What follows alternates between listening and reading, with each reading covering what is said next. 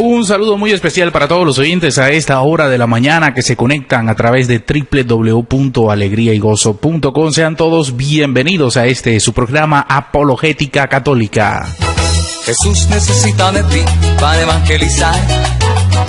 Bueno, como todos los sábados estamos en sintonía a través también de nuestra aplicación oficial Radio Alegría y Gozo, que puedes descargar a través de la Play Store en Android. Y les invitamos a todos los hermanos para que en estos momentos se conecten con nosotros a través de nuestro WhatsApp 312-698-4579. Nuestra línea oficial ya se encuentra habilitada para todos los hermanos que tengan alguna duda, alguna pregunta, alguna cuestión acerca de los temas que hemos tratado hasta el momento.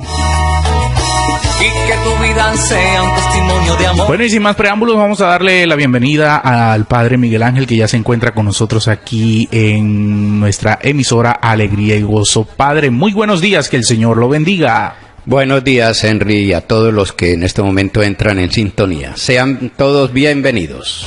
Católico, vive tu fe, ama tu iglesia y comprométete. Católico, vive tu fe. Como siempre, vamos a iniciar con una oración. Te alabamos, te bendecimos, te damos gracias, Padre Santo, por este día. Te damos gracias porque has enviado tu Espíritu Santo. Concédenos que seamos iluminados por Él, por sus dones, gracias y carismas. Que nos conceda poder sentir su fuerza y su presencia en cada uno de nosotros. Te lo pedimos por mediación de tu Hijo Jesucristo, que vive y reina por los siglos de los siglos. Amén.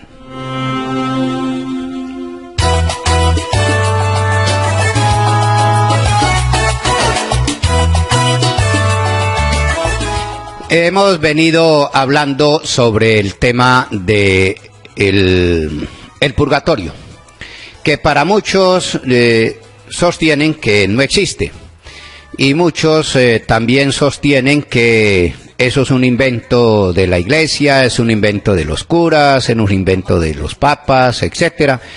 Dizque supuestamente, dizque para ganar dinero, etcétera. Y vamos a concluir tal vez hoy este tema diciendo que la doctrina del purgatorio está en la Sagrada Escritura. Y eso es lo que estamos analizando. Que en la Sagrada Escritura aparece la doctrina del purgatorio. Nosotros podríamos preguntarle a aquellas personas que dicen que no existe, que eso es puro invento, ¿cómo ellos catalogarían o qué calificativo le colocarían a ese tiempo o a ese lugar o a ese estado intermedio entre el cielo y el infierno, que describe muy bien la Sagrada Escritura, como ya lo hemos visto, y lo vamos a continuar viendo? ¿Cómo ellos definirían, qué nombre le colocarían a ese lugar intermedio? Cuando yo he hablado con ellos, ellos simplemente callan, guardan silencio, y cuando ellos ven que se sienten sin palabras y sin respuestas a nivel de la Sagrada Escritura para dar una respuesta a lo que se les está cuestionando sobre el purgatorio, simplemente callan y sacan la excusa más olímpica y más tradicional de ellos, que es, no, yo no tengo tiempo en este momento, tengo que salir, ahora me acuerdo que tenía un compromiso, tal cosa. Esa es la excusa que ellos sacan. Pero no son capaces de enfrentar la verdad. Y por eso yo pues estoy al frente de este micrófono y estoy al frente de estos programas, precisamente para que se esclarezca la verdad. Para que se esclarezca la verdad. Si hay confusión, necesitamos salir de esa confusión. Si hay duda, necesitamos aclarar esa duda.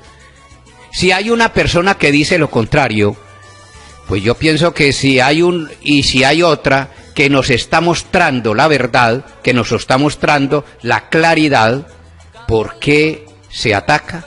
¿Por qué nos atacan? ¿O por qué se ataca a aquella persona que con la Sagrada Escritura les está mostrando la claridad y les está mostrando la verdad. No, siguen cuestionando, siguen confundiendo y siguen sembrando la duda. Y como dice Mateo, que ya lo hemos leído en varias ocasiones, Mateo 13:25, 13:26, dice que mientras que la gente dormía, vino el enemigo y sembró cizaña en el campo. De modo que eso es lo que ellos están haciendo, sembrando cizaña. Por eso he tratado de insistir y de no desanimarme frente a estas exposiciones, porque necesitamos saber la verdad, necesitamos saber la verdad. Y si la verdad la tienen ellos, pues nosotros no vamos a renunciar a ella. Pero si la verdad está en nosotros, ¿por qué vamos a renunciar a ella? Si la tiene otro, pues yo la acepto. Pero si no la tiene, yo no tengo por qué seguirlo. Bien, hermanos, vamos a continuar hoy con un texto también maravilloso que nos ayuda a introducirnos en este tema que estamos analizando, el purgatorio. Hay otro texto muy bonito, Lucas capítulo 12, versículo 47. Lucas capítulo 12, versículo 47. Jesucristo les está diciendo a los discípulos que es necesario estar preparados. Aquel que no esté preparado, aquel que cree que no necesita prepararse para entrar a la vida eterna, vamos a ver qué le sucede. Ahí en ese contexto está Jesucristo hablando. Y ahí Él coloca una doctrina que nosotros la hemos acuñado o la hemos sacado para tratar de explicar lo que estamos explicando, que es con respecto al purgatorio. Escuchemos.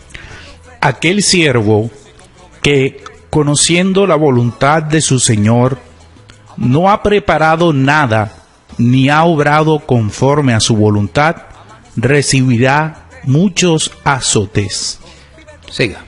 El que no la conoce y hace cosas que merecen azotes, recibirá pocos. Bueno, allí Jesucristo, vemos nosotros que Jesucristo les está diciendo a los discípulos que unos recibirán más azotes y otros menos azotes. ¿En esta vida o en la otra vida? En la otra vida. No se está hablando de esta vida, no, se está hablando de la otra.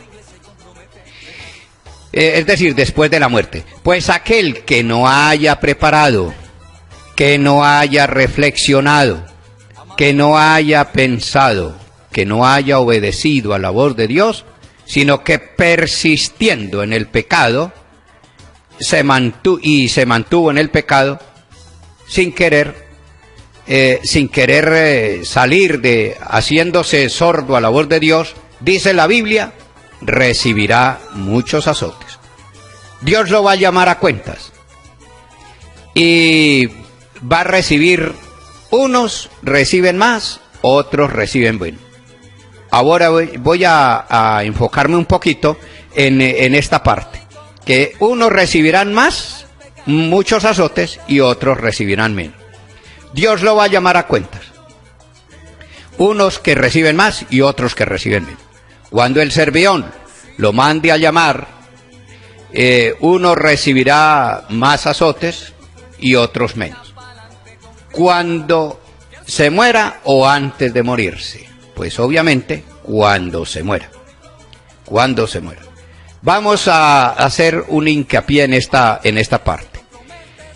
Y aquí quiero pues como insistir que tanto para Jesucristo, para Dios y para la Iglesia, ese estado del purgatorio es pura misericordia de Dios. Hasta nosotros mismos decimos por qué hay, por ejemplo, tanta gente que dice Dice, por ejemplo, yo tengo tantos años, tengo 50 años y a mí no me ha sucedido nada. Yo tengo 70 años y a mí no me ha sucedido nada. En una ocasión encontré a una persona que dice, no, a mí ni muerto me lleven a la iglesia, ni muerto me lleven a la iglesia. Y uno se pone a pensar, ¿qué será de esas personas?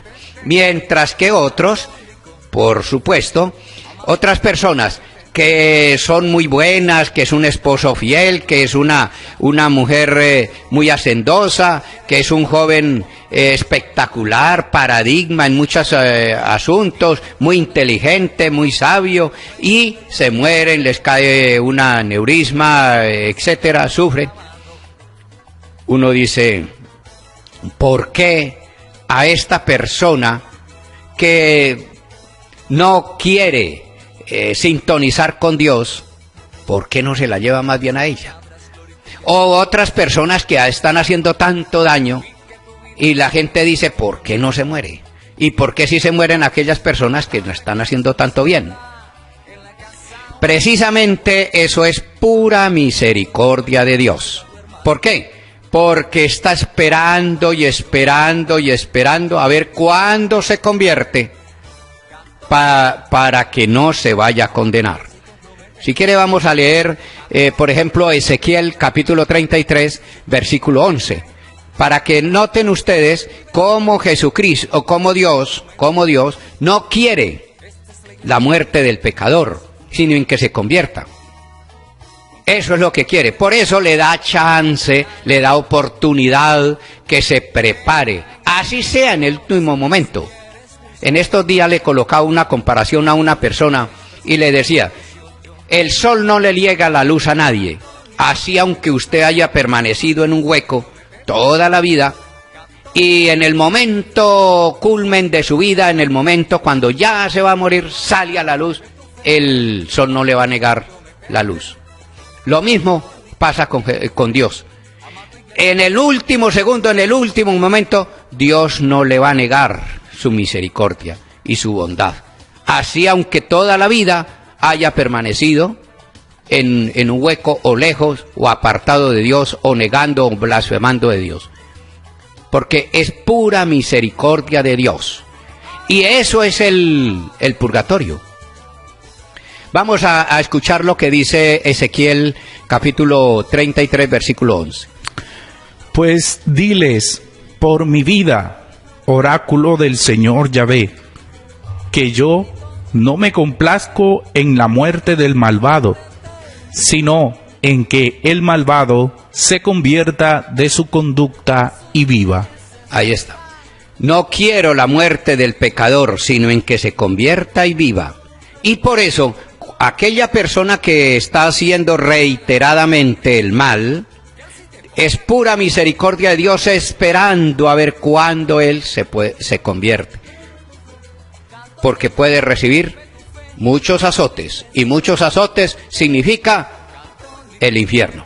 Significa que ya de allí no sale. Es decir, Dios permite ese castigo para que luego pueda disfrutar del reino. Pocos, recibirá poco. Recibirá muchos azotes, sí, recibirá azotes, pero de allí será libre.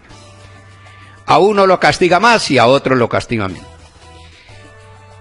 Podíamos nosotros preguntar, si una persona es castigada y otra también es castigada, los dos fueron castigados, pero a otro se le castigará menos y a otro más.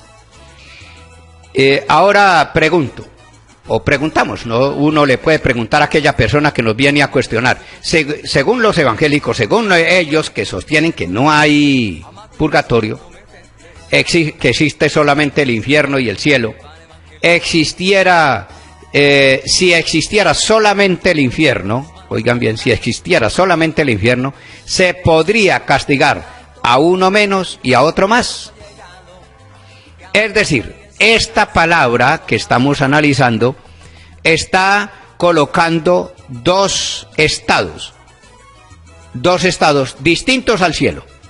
Un estado que es el infierno y otro estado que es intermedio antes de entrar al cielo.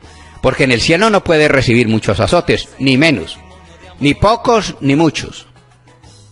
no puede recibir. Y si es en el infierno, pues tampoco, porque ya está condenado, ya por más que reciba pocos azotes, no va a salir libre. Entonces no es ni el infierno ni es el cielo, es un lugar intermedio o un estado intermedio. Entonces, ¿cómo se explica para los evangélicos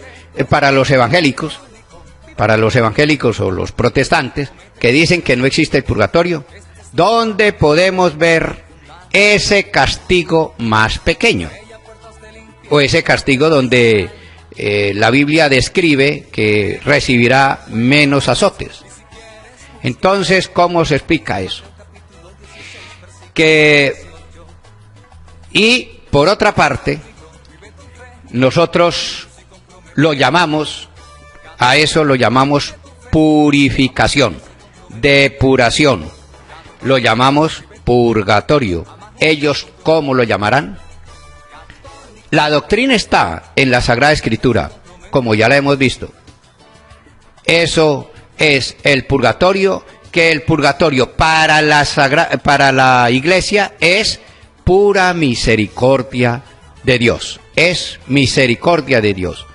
Dios ha querido dejar, entonces, llamémoslo así, una oportunidad, una segunda oportunidad, para que el ser humano que no se reconcilió aquí tenga la oportunidad de recibir un castigo menor, un castigo que pueda salir libre, un castigo pequeño, como un infierno chiquito, como un infierno pequeñito, que puede salir, que puede purificarse y puede salir. Eso es lo que nosotros llamamos purgatorio. ¿Qué significa purgatorio? Purgar. Significa purificar, que ahora lo vamos a ver concretamente en la carta a los Corintios, la primera carta a los Corintios, capítulo 3, versículo, podemos leer desde el versículo 10 en adelante. Pero antes quiero contarles una pequeña anécdota muy interesante.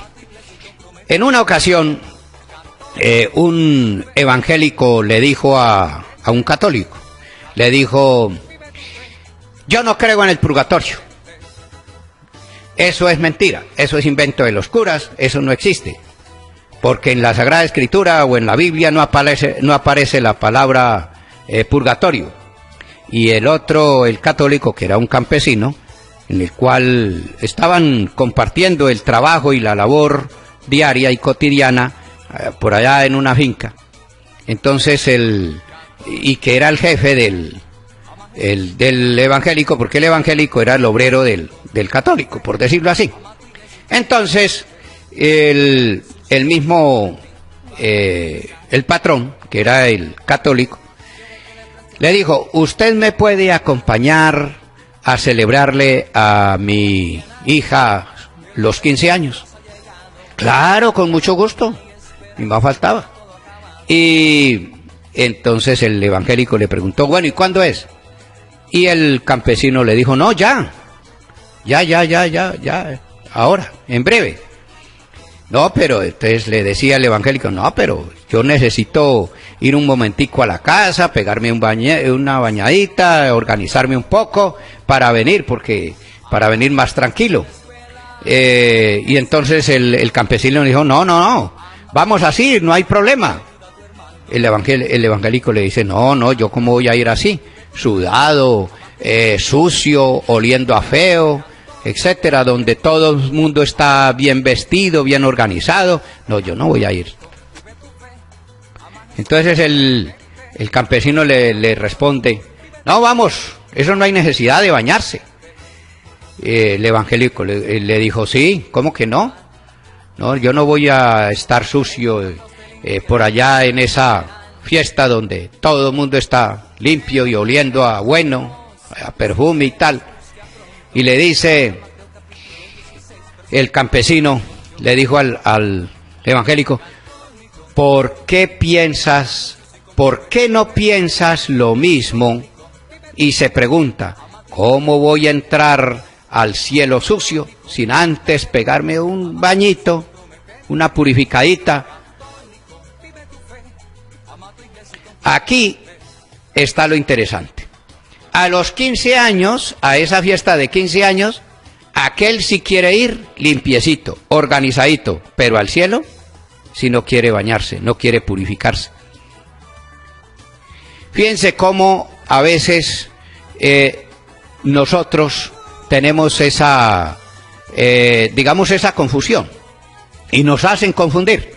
Aquella persona que viene y le comenta a usted que para entrar al cielo, como le sacan, ahora lo vamos a ver, le sacan un texto, por ejemplo, de San Lucas, para mostrar, y por ejemplo, otro texto que es el del ladrón crucificado al lado de Jesucristo.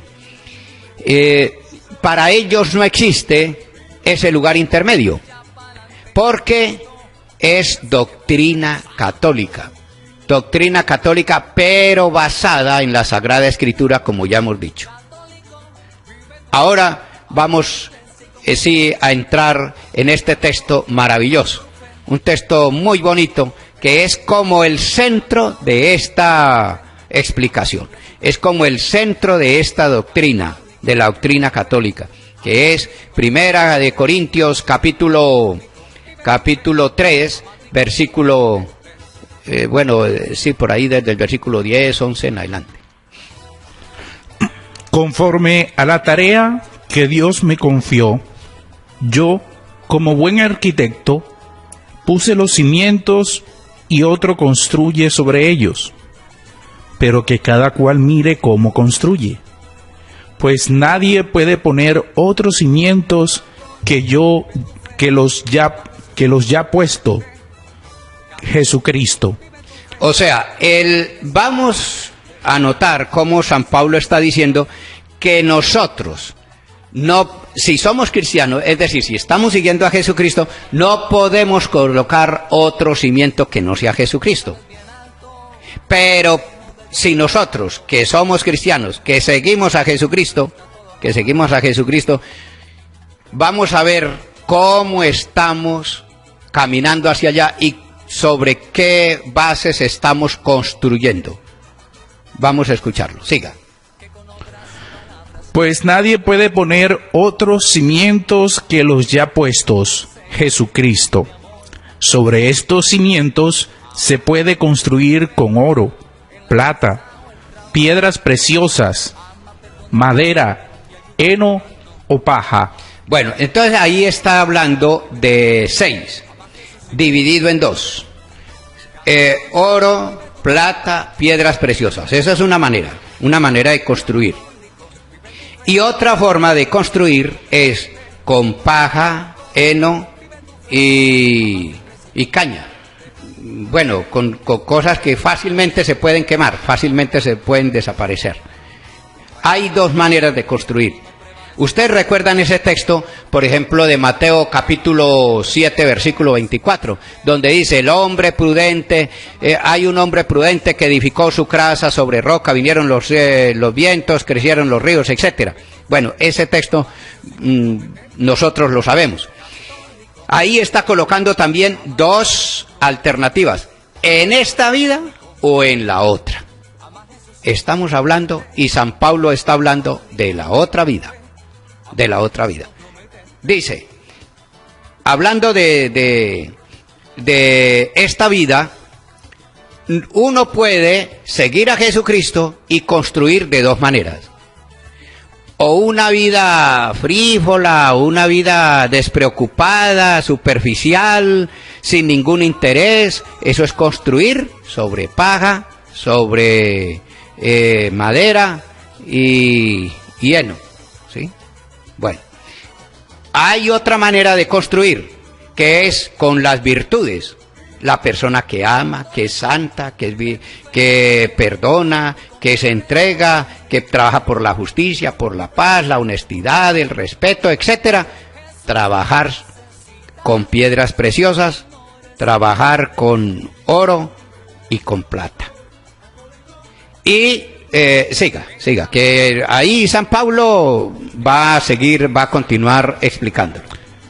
Pero la obra de cada cual quedará patente, Eso, ahí está claro. Pero la obra de cada cual quedará al descubierto, quedará patente, quedará clara. Siga. La pondrá al descubierto el día que vendrá acompañado de fuego. Entonces, ese día, ¿está hablando de esta vida o de la otra? Está hablando de la otra. Ese día es cuando ya pasemos a la vida eterna. Quedará al descubierto y quedará patente. El que construyó, recuerden que el texto que acabamos de analizar, Lucas capítulo 12, versículo 47, aquel que haya preparado, que se haya preocupado, que haya pensado, haya reflexionado sobre esa vida y haya construido de alguna manera sobre plata, sobre oro y sobre piedras preciosas, su obra quedará al descubierto. Siga. Y el fuego probará la calidad de la obra de cada cual. Bueno, el fuego va a probar esa obra de cada cual. El fuego. Ahí se habla de un fuego. ¿Se está hablando del infierno? Vamos a ver. Vamos a ir siguiendo la lectura y el pensamiento de San Pablo, a ver si está hablando del infierno o está hablando del cielo. En el cielo no puede haber fuego. En el infierno sí, pero en el cielo no puede haber fuego. Siga. Aquel cuya obra, construida sobre los cimientos, resista, recibirá la recompensa. O sea, si usted va al infierno, podrá resistir y podrá salir de allí. Y si va al cielo, ¿podrá haber fuego en el cielo? Y si hay fuego en el cielo, ¿para dónde va a salir? Si está en el cielo. Aquí está. Otra vez vamos a repetir ese versículo. Aquel cuya obra, construida sobre los cimientos, resista, recibirá la recompensa. Recibirá la recompensa. Usted va a recibir una recompensa de acuerdo a cómo hayas vivido.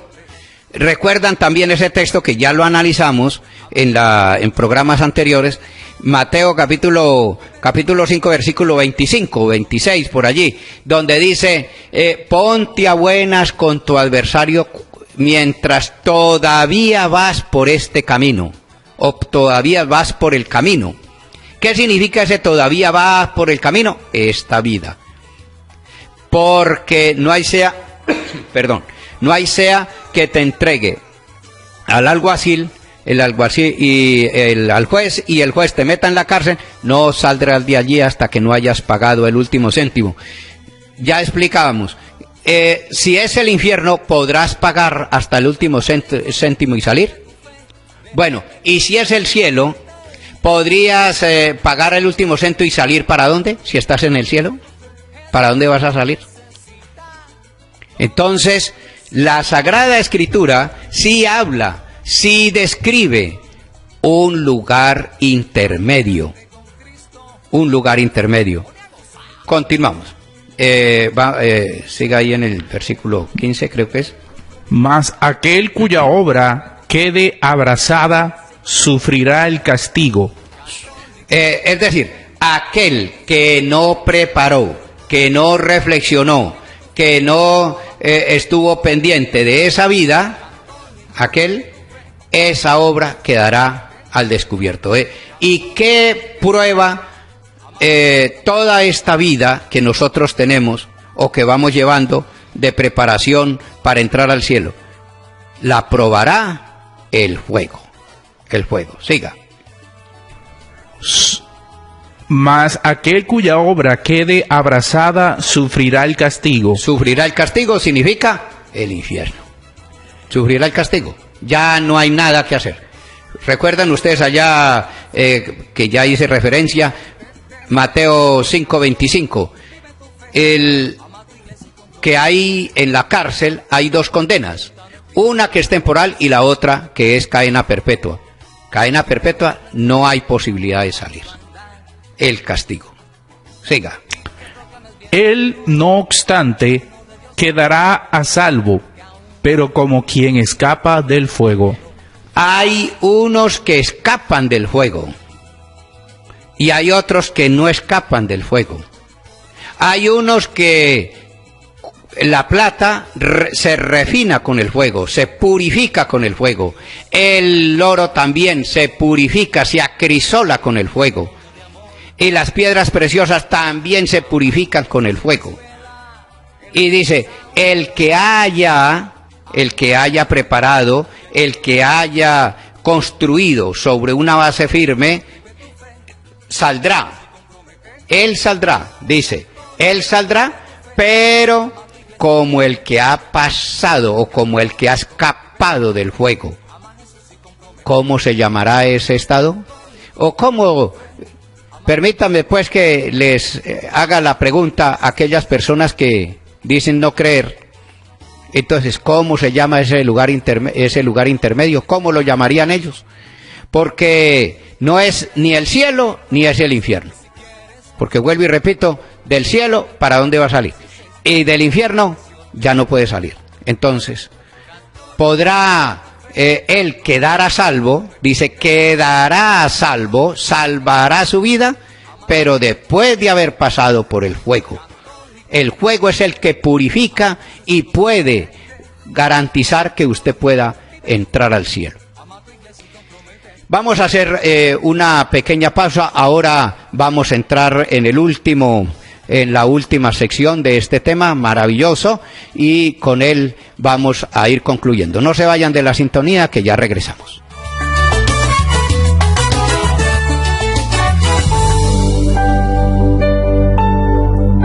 Los mejores cantos de adoración y alabanza católicos en Alegría y Gozo Radio.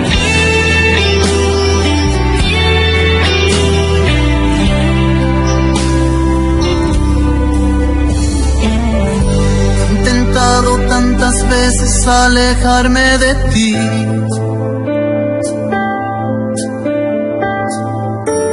porque siento muy dentro que no te merezco.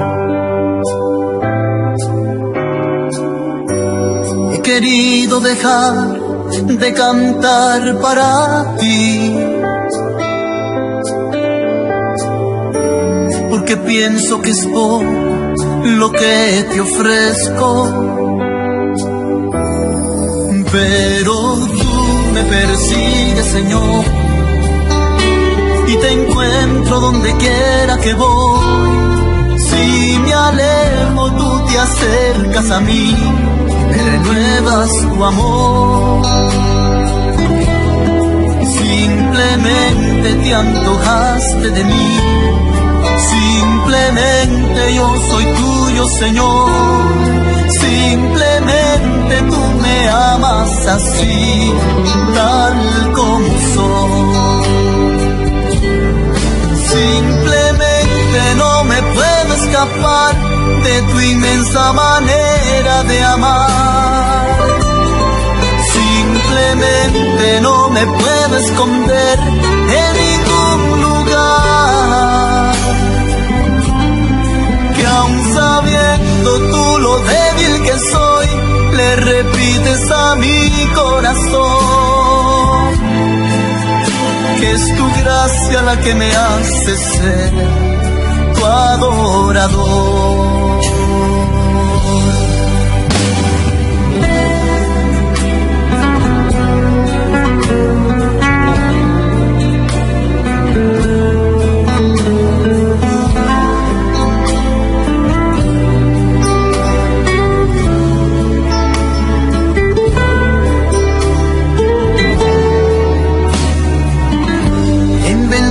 Mil razones para huir de ti,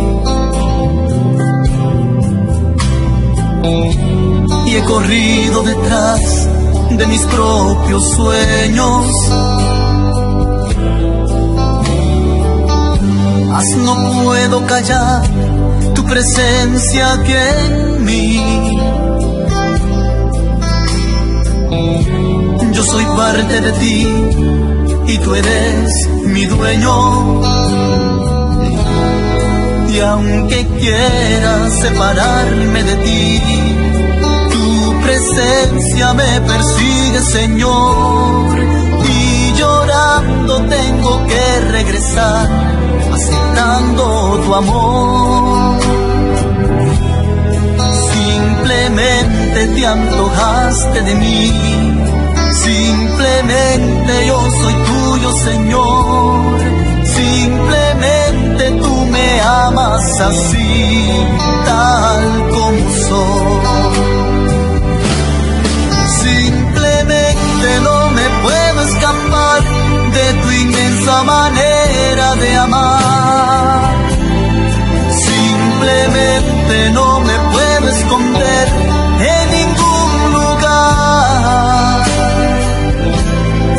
Que aun sabiendo tú lo débil que soy, le repites a mi corazón que es tu gracia la que me hace ser tu adorador.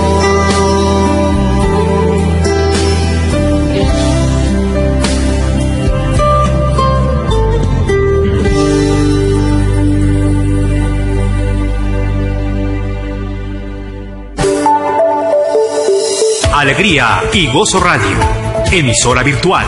Sintonícenos en www.alegriaygozo.com o a través de nuestra app Radio Alegría y Gozo, transmitiendo desde Valledupar, Colombia, para el mundo.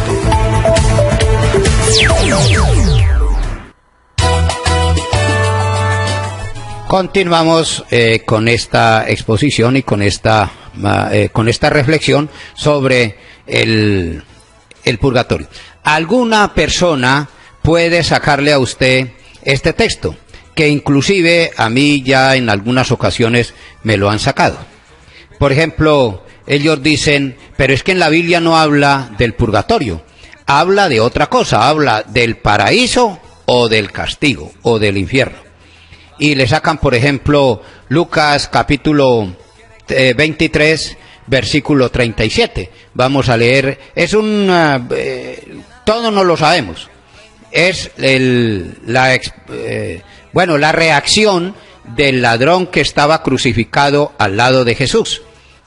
Lucas 23, 37. El ladrón, ellos estaban discutiendo, los dos ladrones estaban discutiendo porque ellos estaban sufriendo el mismo suplicio de Jesucristo, y que por qué lo insultaba de alguna manera. Le decía a Jesucristo, bueno, pero si usted realmente es Dios, sálvase a ti mismo, bájase de la cruz y bájanos a nosotros también. Y el otro le respondía, pero si nosotros lo merecemos. Él no se lo mereció, pero nosotros sí lo merecemos. Y vean lo que le responde Jesucristo, que es con el texto que algunos le van a sacar a usted. Uno de los malhechores colgados le insultaba, ¿no eres tú el Cristo? Pues sálvate a ti y a nosotros. Pero el otro le increpó, ¿es que no temes a Dios, tú que sufres la misma condena? Y nosotros con razón, porque nos lo hemos merecido con nuestros hechos. En cambio éste nada malo ha hecho. Y le pedía, Jesús, acuérdate de mí cuando vengas con tu reino. Jesús le contestó, te aseguro que hoy estarás conmigo en el paraíso. Y ellos le dicen a usted, pero ahí no habla de purgatorio. Ahí habla es del paraíso, del cielo. En la Sagrada Escritura no aparece ni el purgatorio, aparece cielo y aparece infierno, no aparece purgatorio. Entonces uno le puede responder, sí, muy bien. Estas palabras las dijo Jesús a uno de los que estaban crucificados con él en el patíbulo. Pues bien, si los sufrimientos que padeció en la cruz fueron suficientes para purificarse, no habría problema para ir directamente al paraíso. Pero entonces yo les pregunto, ¿la cruz para qué es? El crucificarse es una manera de purificar para entrar al cielo. El ladrón, primero, se crucificó. Segundo, se arrepintió. Estaba arrepentido. Y uno le puede preguntar a aquellas personas que le salen a uno con este texto, le puede decir, ¿usted está arrepentido como el ladrón? ¿Está arrepentido de todos los ataques, de todos los vejámenes, de todos los improperios que le ha lanzado a la Iglesia Católica, al Papa, a los obispos, a los sacerdotes o a los católicos? ¿Está arrepentido de eso? Segundo, usted se crucifica, se ha crucificado, o alguno de ustedes se ha crucificado, porque el ladrón estaba crucificado y además estaba arrepentido. Y por eso se ganó el cielo, por eso se ganó el paraíso. Pero eso significa, si ellos le sacan a uno ese texto, uno le puede decir, bueno, está bien, pero porque el ladrón estaba crucificado. De modo que si usted quiere recibir el mismo premio, la misma bondad del ladrón, tendría que crucificarse y arrepentirse.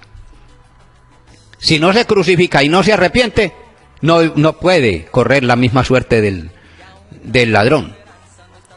Y la cruz es el signo más concreto, más fiel del amor de Dios con nosotros. Por eso la cruz tiene dos direcciones, una que es vertical y otra horizontal. El amor a Dios y el amor al hermano, como lo dijo Jesucristo en Juan capítulo 13, versículo 34. Este es mi mandamiento, que os améis los unos a los otros, como yo os he amado. Por eso Jesucristo le dijo, hoy estarás, porque ya estaba crucificado y ya estaba arrepentido. Por eso mereció el premio, por eso mereció la gloria, porque ya había asumido la misma suerte de Jesucristo, crucificado. Bueno, pues si alguna persona quiere correr la misma suerte del ladrón, pues entonces tendría primero que arrepentirse y segundo, crucificarse. Pero de lo contrario no pueden. Porque si le sacan a uno ese texto es con esa finalidad. Por eso el ladrón entró directamente. ¿Por qué entró? Porque había corrido la misma suerte de Jesucristo, había sido crucificado.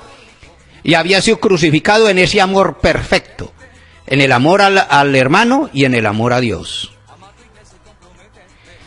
Ahora bien, otro puede sacarle otros textos. Vamos a analizar otro texto. Por ejemplo, Colosenses capítulo 2, versículo 22. Capítulo 2, versículo 22, San Pablo nos va a hablar un poquito de la ley.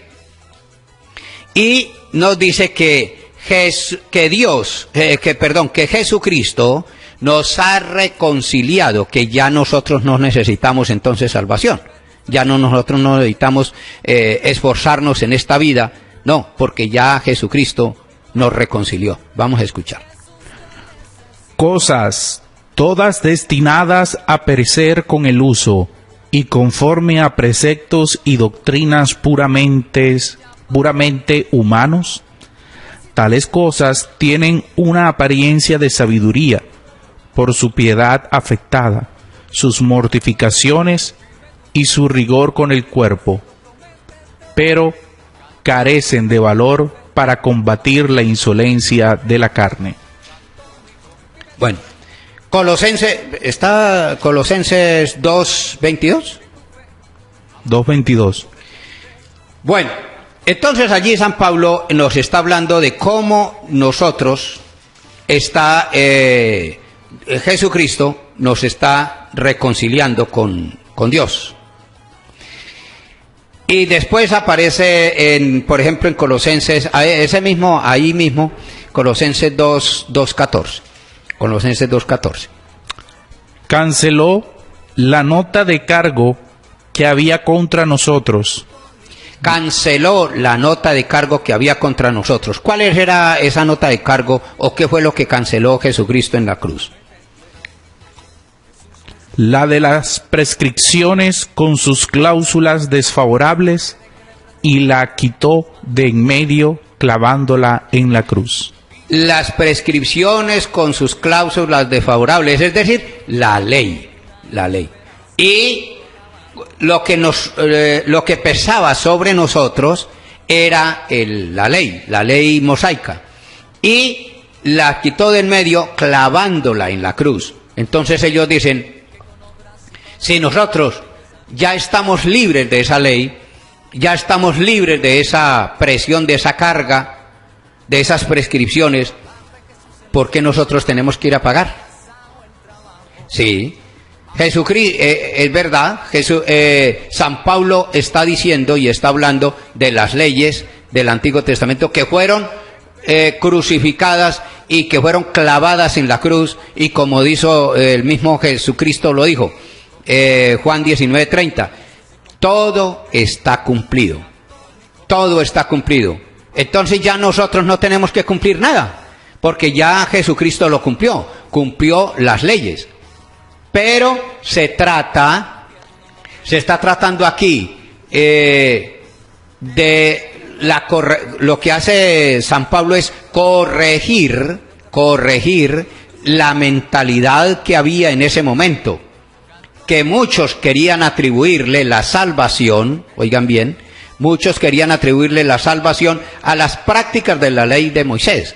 Es decir, que tenían que circuncidarse. ¿Recuerdan ustedes una discusión que hubo en los Hechos de los Apóstoles? La circuncisión, las fiestas, los sábados, los alimentos, etcétera. Por eso San Pablo aclara que hemos sido liberados de esa esclavitud de la ley. Si uno quebrantaba tan solo una pequeña regla o norma de esa ley, aún la más insignificante, era como si faltara toda la ley. De esa manera nadie podría estar libre.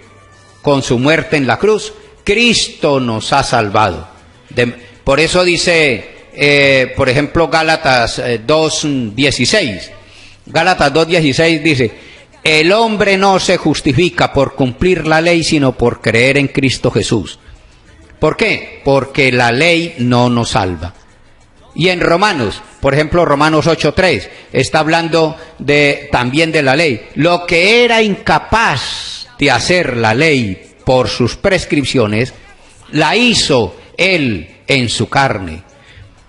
La cumplió Él en su carne, para que nosotros ya no estemos esclavos de la ley. Y ustedes recuerdan también Gálatas capítulo 4 versículo 4, lo que los estudiosos llaman el protoevangelio. Llegada a la plenitud de los tiempos, envió Dios a su Hijo, nacido de mujer, nacido bajo la ley, para rescatar a los que estábamos bajo la ley, para que ya no fuéramos esclavos, sino libres, y ser libres herederos por voluntad de Dios.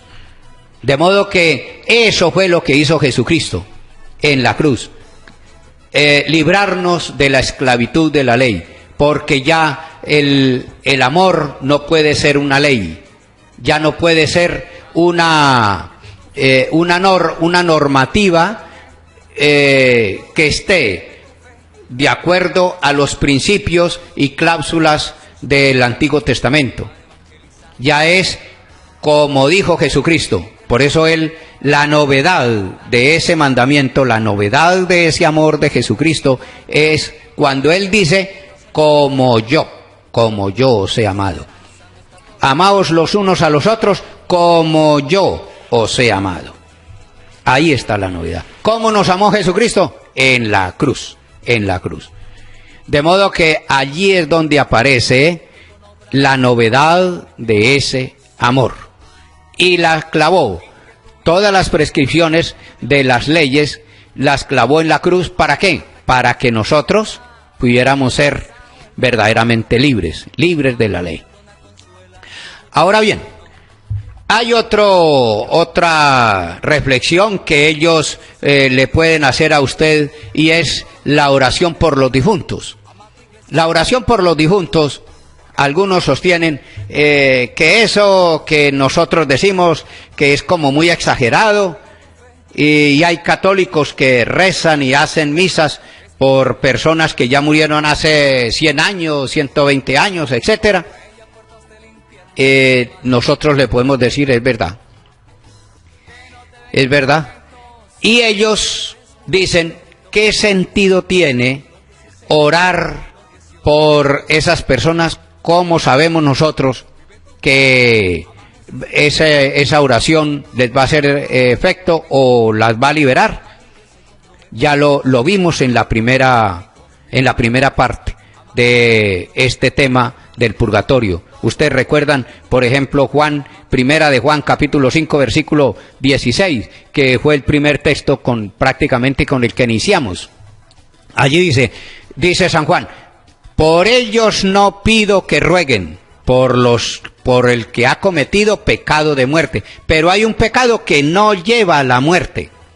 Por ellos sí pido que recen. Está escrito. Primera de Juan, capítulo 5, versículo 16, que ya lo leímos y lo analizamos muy detenidamente al comienzo. De modo que sí se puede hacer oración por los difuntos. Claro que sí se puede hacer oración. Se puede hacer oración. Ahora bien, ellos dicen que 100 años, 120 años, 200 años, que algunos inclusive mandan celebrar Eucaristía por Simón Bolívar o por Cristóbal Colón o por Constantino. No importa. Para nosotros pueden ser 200 años, pueden ser 500 años, 1000 años, no importa, pero para Dios no. Vamos a leer un texto que ustedes notarán la respuesta. Ahí está la respuesta. Segunda de Pedro, capítulo 3, versículo 8. Segunda carta de San Pedro, capítulo 3, versículo 8. Para que noten ustedes y observen que cuando no se conoce la Sagrada Escritura, como decía alguien, o como dice el dicho popular, dice, la ignorancia es atrevida. Hay gente que es atrevida, pero porque no conoce la Sagrada Escritura. Pero cuando se conoce la Sagrada Escritura, ya uno no puede cometer esos errores. Segunda de Pedro, capítulo 3, versículo 8.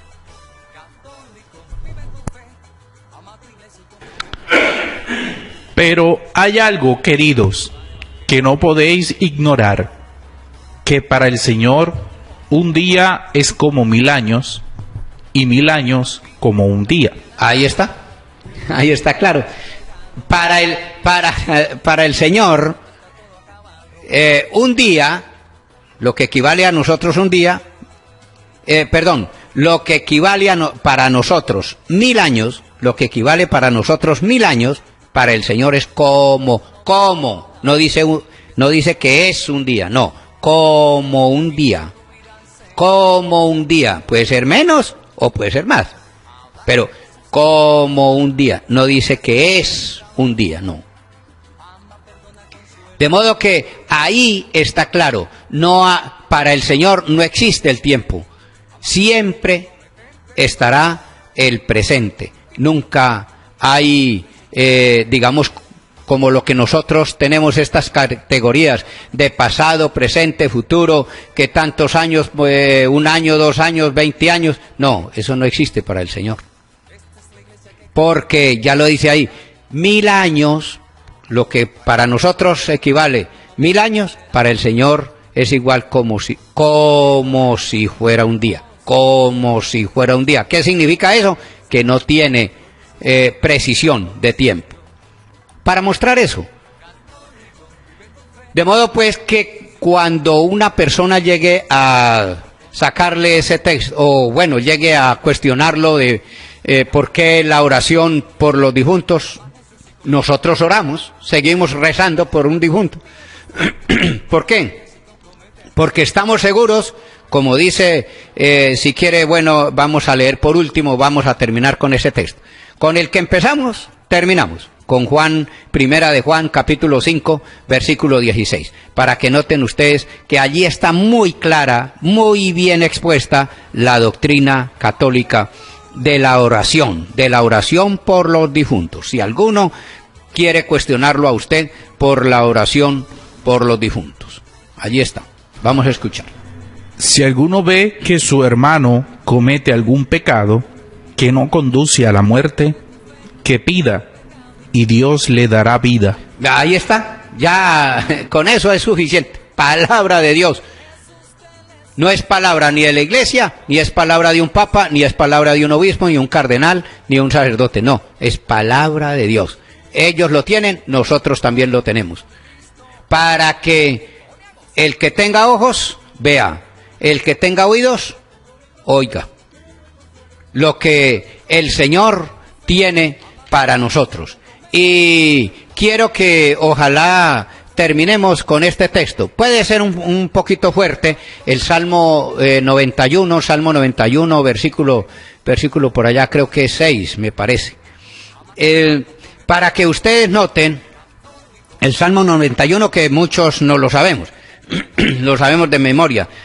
Es bueno dar gracias al Señor y tocad para su nombre, oh Altísimo, por la mañana proclamar su misericordia y de noche su fidelidad, con arpa de 10 cuerdas y laúdes, bueno, etcétera. Ya todos nos sabemos ese salmo, un salmo muy bonito. En el versículo, vamos a ver lo que dice el versículo, vamos a terminar con ese texto, el versículo 6.